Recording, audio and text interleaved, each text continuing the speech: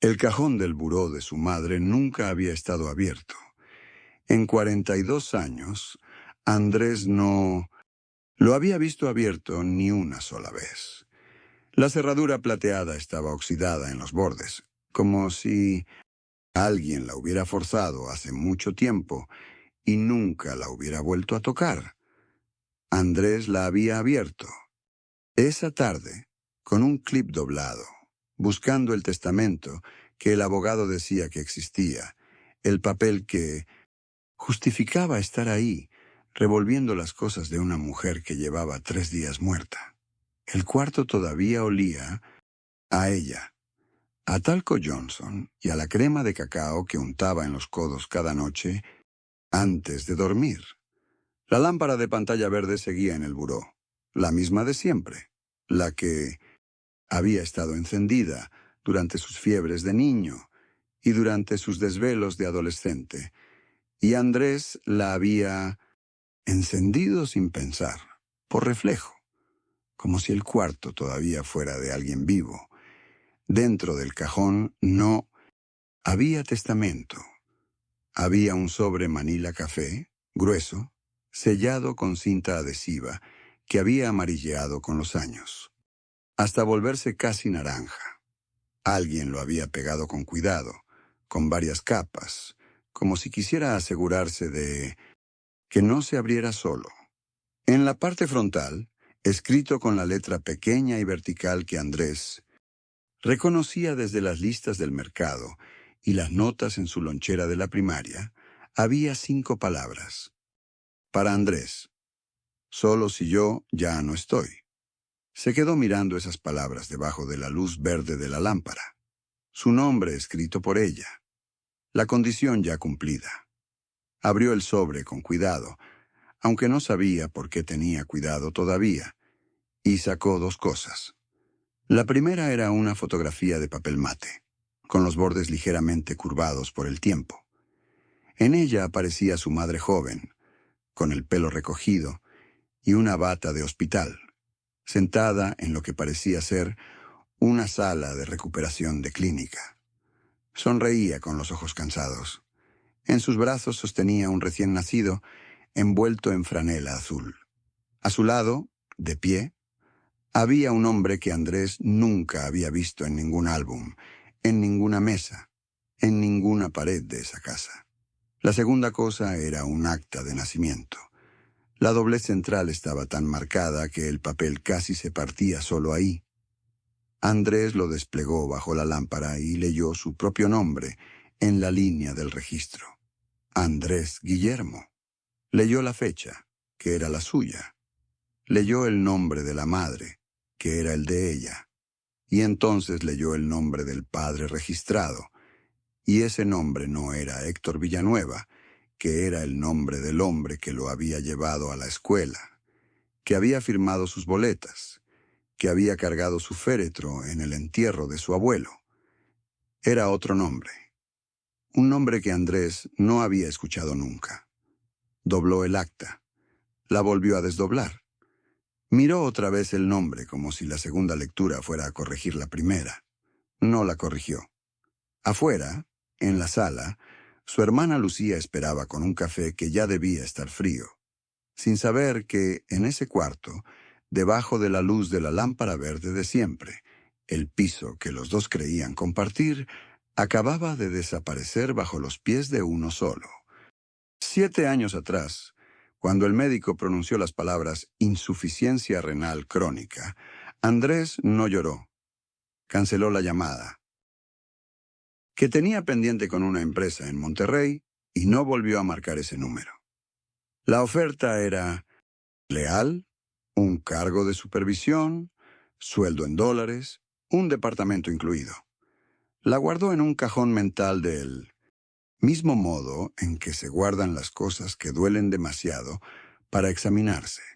Se quedó, no como decisión heroica, sino como la única opción que su cuerpo fue capaz de ejecutar cuando vio a su madre.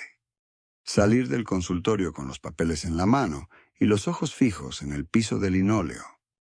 Compró el carro gris, un Nissan Suru del 2009, con el asiento trasero que se reclinaba casi en posición horizontal, porque ella no toleraba los viajes sentada derecha después de cada sesión.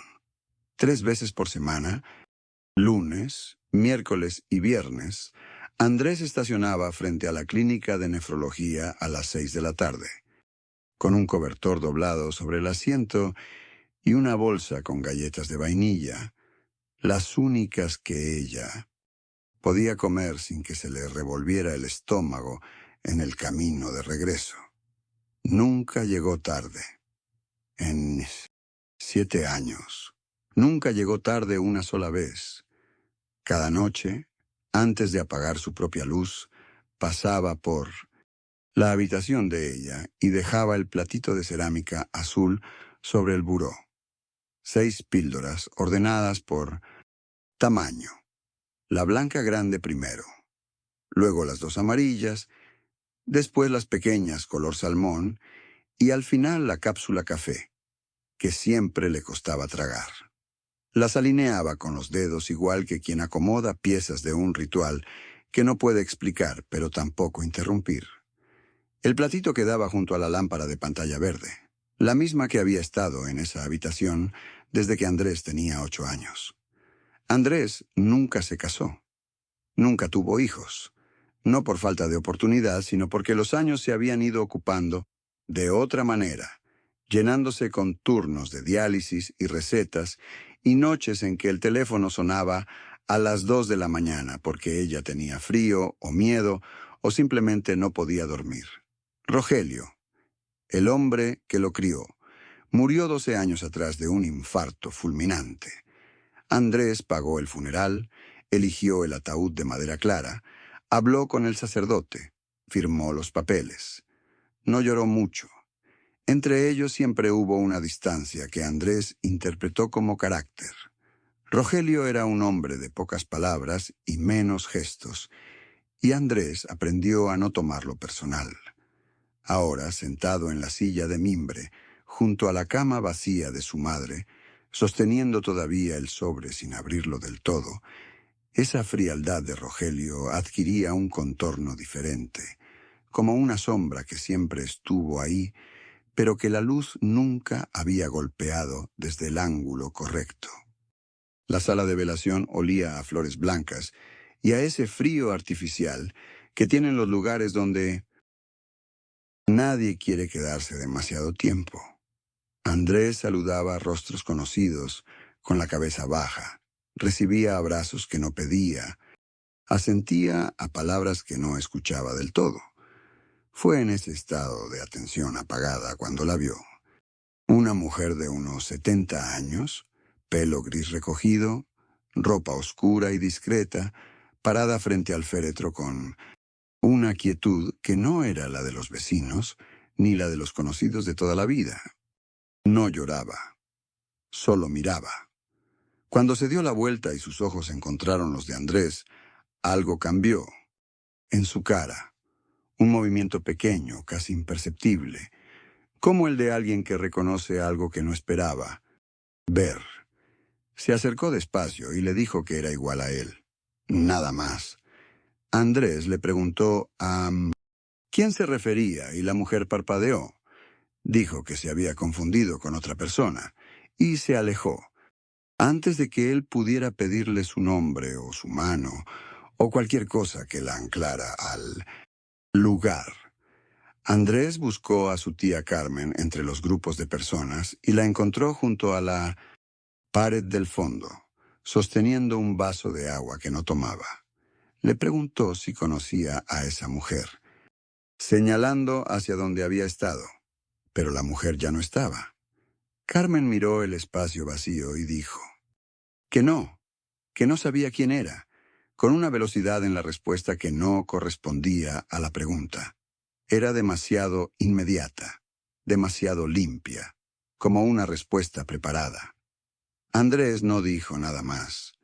Asintió y volvió a su lugar junto al féretro, pero algo en él ya estaba tomando nota. Esa noche, de regreso en la casa de su madre, Andrés tomó el teléfono de ella para revisar las citas médicas pendientes y cancelarlas una por una. Era una tarea concreta, de esas que ayudan a no pensar.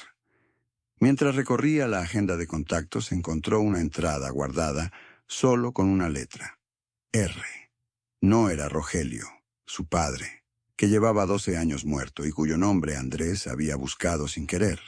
El número tenía un prefijo de otra ciudad, una ciudad a la que su madre nunca había mencionado viajar.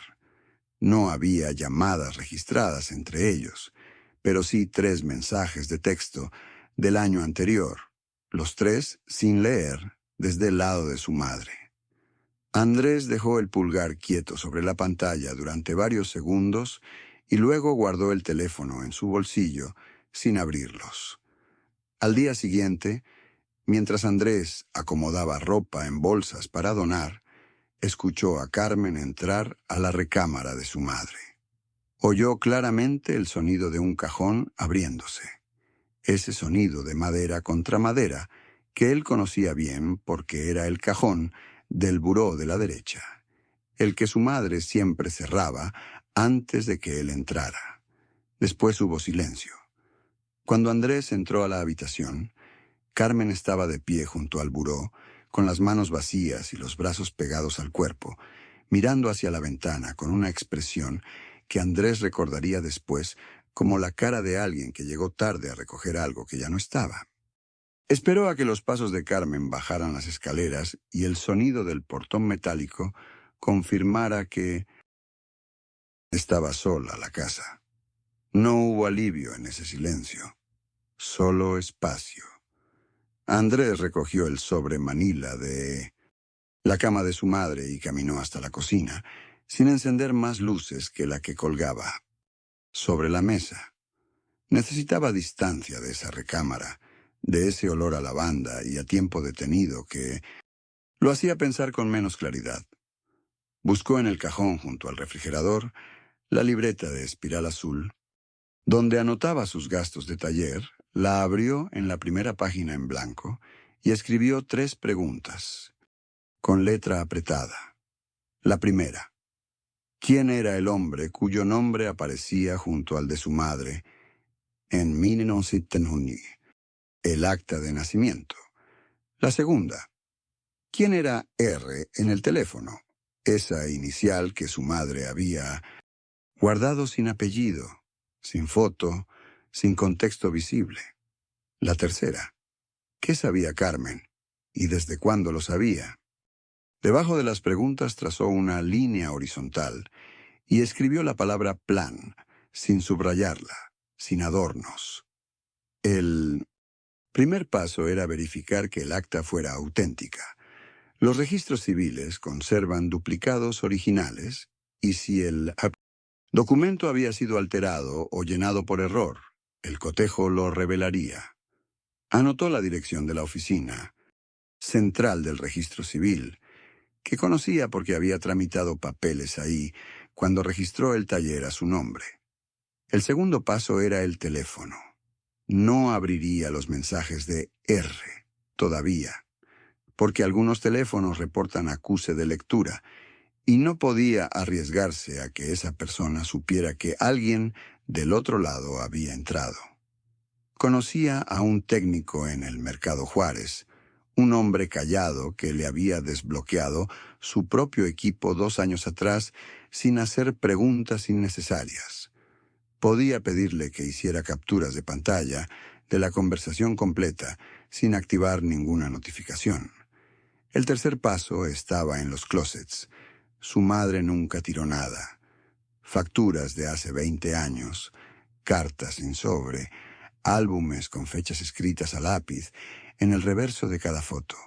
Siempre había cajas arriba del closet de su recámara que ella le pidió una sola vez y con una calma que no admitía réplica, que no tocara. Esa misma calma, recordó ahora, que nunca le había parecido extraña hasta este momento. Andrés cerró la libreta, tomó el sobre manila con las 2 manos y lo deslizó hasta el fondo de su propia mochila de lona, entre la funda de herramientas y un manual técnico que cargaba desde hacía meses. No lo devolvió al cajón. El cajón pertenecía a ayer. La mochila era suya. Apagó la lámpara de pantalla verde que su madre tenía sobre la mesa de la cocina, desde antes de que él aprendiera a leer. Y la oscuridad que quedó fue la primera cosa de esa noche que sintió completamente bajo su control. Al día siguiente, Andrés llegó al registro civil cuando apenas abrían las puertas. Llevaba el acta original en Minnesotio, una carpeta azul que había comprado la noche anterior en una papelería de 24 horas, junto con un sobre manila, un marcador negro y una caja de clips metálicos. La funcionaria procesó su solicitud sin mirarlo a los ojos, con esa eficiencia mecánica de quien lleva años entregando documentos que cambian vidas, sin saberlo. La copia certificada llegó en 12 minutos. El nombre impreso era Ramón Dávila Fuentes. Andrés lo leyó 2 veces, lo guardó dentro de la carpeta y salió sin preguntar nada más. Esa tarde fue al taller de Gustavo, el técnico que durante 9 años le había reparado laptops y discos duros y que nunca hacía preguntas innecesarias. Le explicó lo que necesitaba con palabras precisas. Capturas de pantalla de todos. Los mensajes de un contacto guardado como R, sin activar los acuses de lectura, sin dejar rastro. Gustavo. Trabajó 40 minutos mientras Andrés esperaba sentado en una silla de plástico frente a una mesa con cables, enredados, y una taza de café frío que nadie había recogido. Las capturas llegaron a su correo en Minnesota, un archivo comprimido. Los 3 mensajes eran breves. El primero decía que había sabido que ella estaba enferma y que si necesitaba algo, que le dijera. El segundo decía que entendía y que respetaba su decisión. El tercero, enviado hace 8 meses, terminaba con una instrucción directa, que cuando ya no estuviera, le dijera a Andrés que lo buscara, que él merecía saber. Ese último mensaje estaba firmado con nombre completo: Ramón. Andrés leyó la firma 3 veces y luego cerró el archivo. Esa misma noche revisó las cajas del closet que había dejado para el final porque algo en él sabía que eran las más pesadas.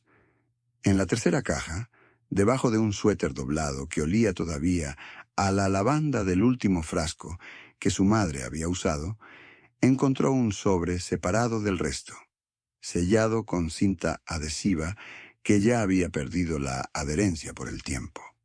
Adentro había 9 fotografías. En 8 de ellas aparecía su madre joven, entre los 20 y los 25 años, junto al mismo hombre de la foto del acta. Una playa con luz de tarde, una cocina pequeña con azulejos blancos, un departamento con una ventana sin cortinas. Eran fotos de pareja, tomadas por alguien que los conocía o por ellos mismos, con el brazo extendido. La 9ª foto era diferente. El hombre cargaba a un bebé contra el pecho. Miraba directo a la cámara con una expresión que no era de pose, sino de algo más denso, más quieto. Andrés la sostuvo bajo la luz del cuarto varios segundos y luego la puso boca abajo sobre la cama, porque todavía no estaba listo para terminar de leerla. Organizó todo esa misma noche. Fotocopió cada documento en la tienda de copias que cerraba a las 11. Ordenó los papeles por fecha dentro de la carpeta de plástico transparente y guardó los originales en el sobre manila que había comprado al inicio. Escribió en la portada de la carpeta, con el marcador negro, una sola línea: nombre, fecha de nacimiento, número de acta. No llamó a nadie. No le dijo nada a su hermana Claudia, que le había mandado 2 mensajes esa tarde preguntando cómo estaba. No respondió ninguno. Sabía que en el momento en que abriera la boca, todo lo que había sostenido durante 3 días con la fuerza de los procedimientos y las fotocopias y los archivos comprimidos, iba a dejar de sostenerse, y todavía no era el momento para eso. Las cajas del closet estaban apiladas, con una precisión que no era del azar, sino del hábito. Andrés las bajó una por una, sin prisa, con la misma calma metódica con que había abierto el cajón. En la tercera caja, debajo de una tela doblada, que olía a alcanfor y a tiempo cerrado, encontró el fajo. Era un listón rojo, el que mantenía las cartas unidas, desgastado en los bordes como si alguien lo hubiera anudado y desanudado más de una vez. El remitente en cada sobre era el mismo, R. Dávila, con una dirección en Guadalajara que no cambió durante años. Andrés contó los sobres sobre la mesa de la cocina, bajo la luz fría del tubo fluorescente. 12. Las acomodó en fila por fecha, de manera que el orden cronológico quedara visible de izquierda a derecha, como si preparara un expediente. Abrió la primera con cuidado, sin romper el papel, y leyó de pie porque sentarse se sentía demasiado parecido a rendirse. La primera carta preguntaba por el niño en un tono que no pedía nada, solo preguntaba. La cuarta pedía una foto, una sola, para saber cómo se veía. La séptima ofrecía dinero para la escuela con una precisión que incomodaba. Mencionaba útiles, mencionaba uniformes. Andrés dejó esa carta sobre la mesa y fue a buscar un vaso de agua porque la garganta se le había cerrado de un modo que no tenía nombre. Volvió. Siguió leyendo. La 10ª carta decía que él respetaría lo que ella decidiera, pero que si el niño algún día preguntaba, quería que supiera que siempre estuvo dispuesto. La 12ª era la más corta y la más difícil. Estaba fechada cuando Andrés tenía 16 años, y en ella Ramón escribía que no volvería a escribir si ella no quería, pero que el niño ya era casi un hombre y merecía que alguien le dijera la verdad. Esa última carta no tenía puntos de queja ni de reclamo, solo el cansancio específico de alguien que ha golpeado una puerta durante 12 años sin que nadie la abra. Andrés la dobló con el mismo cuidado con que la había abierto y la colocó al final de la fila. Entonces recordó ese periodo extraño de su adolescencia. Tenía 16 años exactos, cuando su madre pasó varias semanas tensa y silenciosa, revisando el buzón cada tarde antes de que él llegara de la escuela. Él había creído entonces que era dinero o algún problema con la renta, y nunca preguntó porque a los 16 años uno aprende a no preguntar lo que los adultos no ofrecen. Ahora el recuerdo encajaba con una precisión que dolía. Su madre había llegado antes que él al buzón durante semanas, porque sabía que esa carta estaba por llegar, porque conocía el ritmo de Ramón mejor de lo que jamás le permitió conocer a él. En el fondo de la caja, debajo de las cartas, había un sobre más grueso con membrete de un despacho jurídico. Andrés lo abrió sin detenerse. Era una carta de un abogado, fechada cuando él tenía 8 años, en la que se notificaba que el cliente R. Dávila buscaba establecer contacto voluntario, sin demanda de custodia, sin litigio, solo contacto. La madre de Andrés había guardado esa carta también, junto a las otras 12, en la misma caja, con el mismo listón rojo, como si guardar fuera una forma de confesar lo que nunca se atrevió a decir en voz alta. Andrés extendió todo sobre la mesa del comedor: el acta original, las copias del registro, la fotografía encontrada en el cajón. Los puso en fila, de izquierda a derecha, como si ordenara un expediente que no le pertenecía, pero que lo definía todo. Esa tarde llamó al número de teléfono que aparecía en uno de los documentos del registro. un número de Guadalajara con prefijo antiguo, y dejó que sonara 3 veces, antes de colgar. No estaba listo para voces todavía. Fue al cajón de nuevo y sacó lo que había dejado atrás la primera vez, un sobre pequeño, sin remitente, con el sello borroso de una oficina postal de 1987. Adentro había una sola hoja doblada en 4 partes, escrita a mano con tinta azul desvanecida, donde alguien pedía discreción y mencionaba una fecha, marzo del 87, 4 meses antes del nacimiento de Andrés. La letra no era de su madre. Andrés reconoció eso en el segundo renglón, porque conocía cada rasgo de la escritura de ella desde que era niño y copiaba su firma para los permisos del colegio. Dobló la hoja con cuidado, la volvió a meter en el sobre y lo colocó, al final de la fila, después de la fotografía, como la última pieza que cierra una figura que nadie quería ver completa. Preparó café, lo bebió de pie frente a la mesa, mirando los documentos sin leerlos otra vez.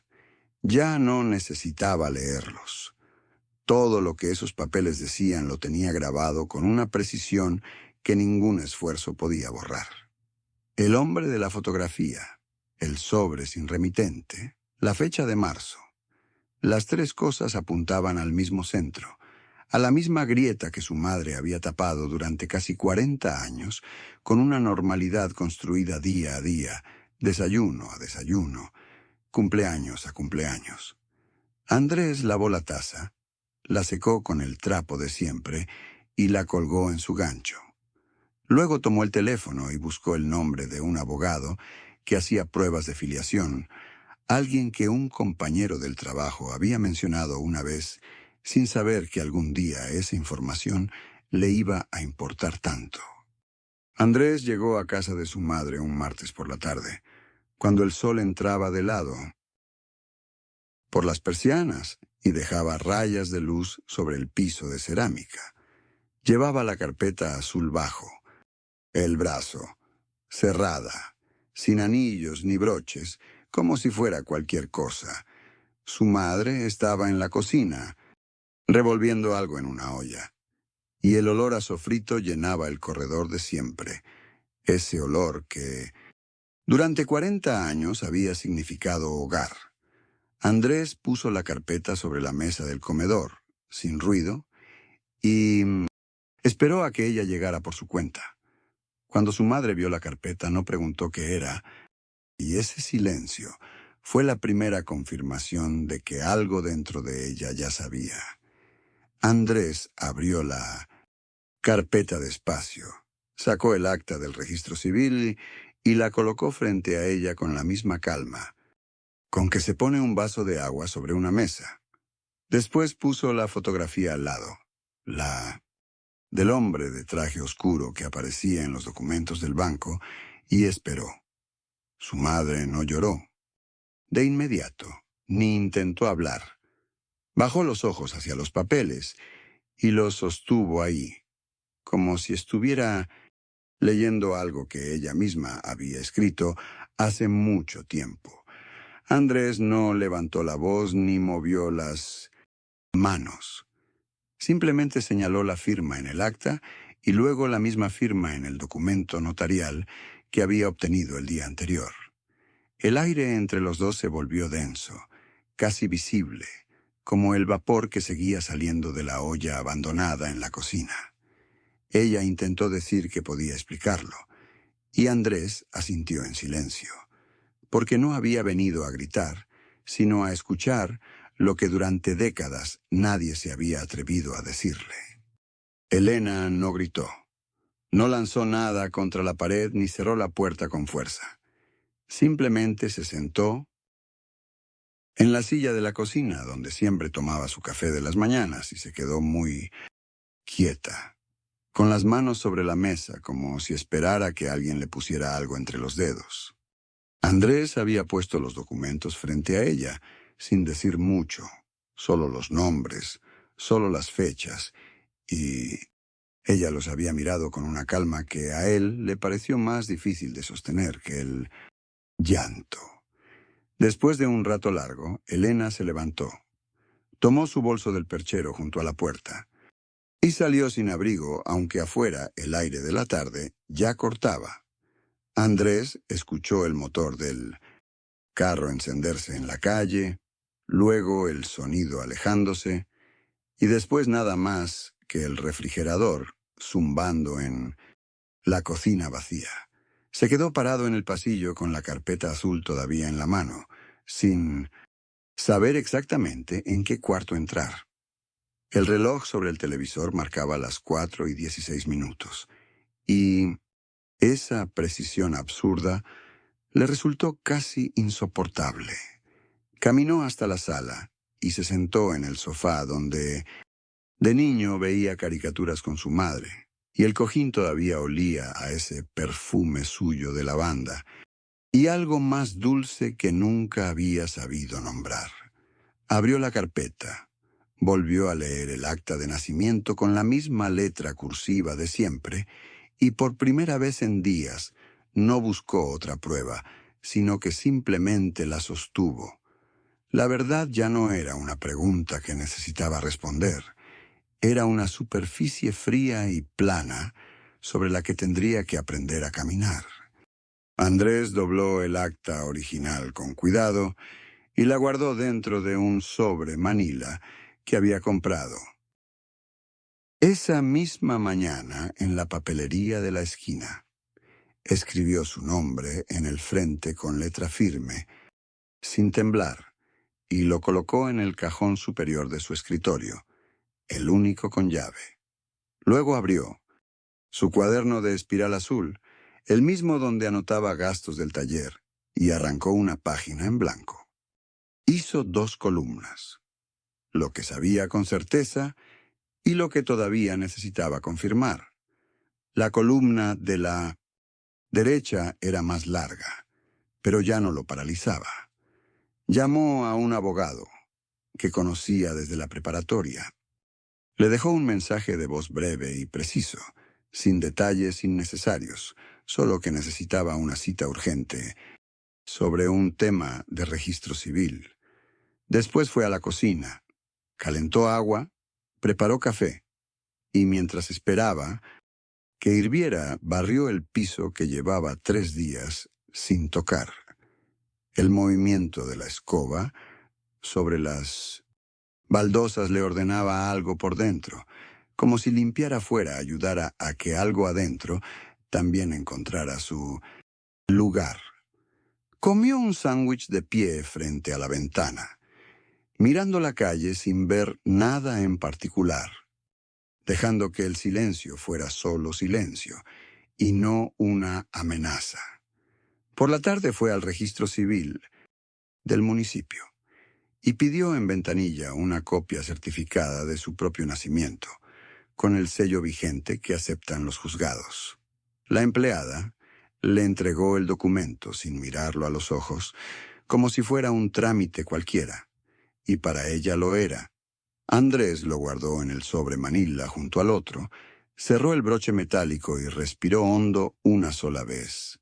Esa noche no llamó a su madre, no llamó a nadie, y esa decisión también fue suya, tomada con calma. 3 semanas después, Andrés dejó de revisar su teléfono cada mañana, esperando que su madre llamara a explicar, algo que ella nunca había prometido explicar. Guardó los documentos en una carpeta azul, la misma que usaba para facturas vencidas, y la puso al fondo del cajón de su escritorio. No fue un gesto dramático. Fue simplemente el momento en que dejó de tener los papeles sobre la mesa del comedor, ocupando el espacio donde antes comía. Una mañana preparó café, lo tomó de pie frente a la ventana y notó que el piso de su departamento estaba sucio de una semana entera sin barrer. Barrió. Eso fue todo. Pero fue distinto. No pensó en Rodrigo mientras barría. No pensó en el acta, ni en la fotografía del hombre de ojos claros. solo barrió. Unos días después buscó el número de su hermana Paula y lo tuvo en la pantalla casi un minuto antes de guardarlo sin marcar. Todavía no, pero ya no. Sentía urgencia de hacerlo esa misma noche, como si el tiempo hubiera dejado de correr en su contra. En el trabajo cometió un error pequeño en un informe, lo corrigió sin castigarse, y eso también fue nuevo. El peso no había desaparecido, pero ya no estaba distribuido en cada hora del día, como sal, en agua. Estaba ahí, quieto, en el cajón azul, esperando el momento en que él decidiera volver a abrirlo. Andrés guardó los documentos dentro de un sobre manila y lo dejó sobre la repisa, sin esconderlo, sin exhibirlo. Esa misma tarde llamó a su hija Valeria y le preguntó si quería acompañarlo a caminar por el parque del barrio, el de los Pinos Altos. Valeria tenía 12 años y el hábito de preguntarlo todo, y esa tarde no fue diferente. Quiso saber por qué él traía esa cara. Andrés no respondió de inmediato. Caminó 2 cuadras en silencio mientras sentía el frío seco del atardecer en los antebrazos. Luego, le dijo que a veces uno descubre cosas que duelen, pero que no cambian lo que uno es. Valeria asintió sin entender del todo, y eso fue suficiente, porque él tampoco necesitaba que entendiera. Se sentaron en una banca de madera con la pintura descascarada y estuvieron quietos, mirando a un perro perseguir palomas entre los charcos. Andrés sintió que el peso que cargaba desde la semana anterior no había desaparecido, pero ya no lo aplastaba de la misma manera. Era como cargar algo que uno por fin sabe cómo sostener. Puso la mano sobre el hombro de su hija y ella recostó la cabeza contra su brazo, sin decir nada. El cielo se fue poniendo anaranjado sobre los edificios del fondo, y Andrés pensó que su historia no empezaba con lo que encontró en ese cajón, sino con lo que decidía hacer a partir de ese momento. Esa mañana Andrés abrió el cajón de su escritorio y encontró la llave todavía ahí, pequeña y sin brillo, igual que el primer día que la vio entre las cosas de su madre. La tomó con 2 dedos, sintió su peso mínimo y la colocó sobre la palma abierta, como si fuera algo que hubiera que medir antes de soltar. Afuera llovía sin apuro, una lluvia de noviembre que golpeaba el vidrio con un sonido parejo y sin urgencia. Caminó hasta la ventana con la llave en la mano y miró la calle mojada sin buscar nada en particular, solo dejando que el tiempo ocupara el espacio que antes llenaba la pregunta. El cajón de su madre ya no existía. La mudanza lo había dispersado todo. Pero la llave seguía siendo real, y él seguía siendo el hombre que la había encontrado. No sintió alivio ni rencor en ese momento, sintió algo más parecido al peso exacto de las cosas cuando finalmente se les conoce el nombre. Fue hasta la cocina, hirvió agua. Preparó café sin apresurarse, y mientras la taza se calentaba entre sus manos, pensó en Elena, en su padre, en él mismo a los 9 años, creyendo que una familia era lo que se veía desde adentro. Esa versión de él ya no necesitaba protección, ni tampoco lástima, solo el reconocimiento simple de que había existido y de que había creído, con toda la honestidad que tenía. Volvió al escritorio, abrió el cajón donde guardó el sobre manila, lo sacó y colocó la llave encima del sobre sin abrirlo, como punto final de algo que ya no necesitaba más revisiones. Permaneció así un momento de pie, con la lluvia todavía en el vidrio y el café enfriándose despacio, y supo que no había nada más que encontrar porque ya lo había encontrado todo. Entonces cerró el cajón, se sentó y empezó el día. Si te gustaron estas historias, suscríbete al canal y activa las notificaciones para no perderte las próximas. Gracias por acompañarnos.